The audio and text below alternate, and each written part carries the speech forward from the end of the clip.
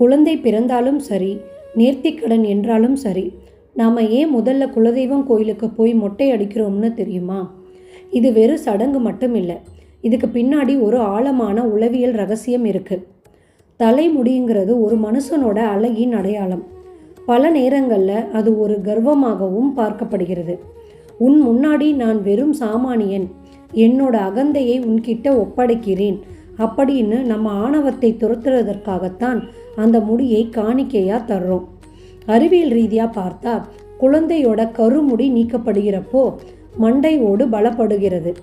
ஆன்மீக ரீதியாக பழைய கர்மா வினைகள் அந்த முடியோடு நீங்கி ஒரு புது பிறவி எடுக்கிறத ஐதீகம். அதனால தான் மொட்டை அடித்ததுமே குளிர்ச்சியான சந்தனத்தை பூசி மனசை ஒருநிலைப்படுத்துகிறோம். இனிமே மொட்டை அடிக்கும்போது அது ஒரு புது தொடக்கம்னு நினச்சி பாருங்கள். இந்த தகவல் பிடிச்சிருந்தா உங்கள் உறவினர்களுக்கும் ஷேர் பண்ணுங்கள். இது போன்ற ஆன்மீக தகவலுக்கு திவ்ய ஸ்ருதி சேனலை சப்ஸ்கிரைப் பண்ணுங்கள்.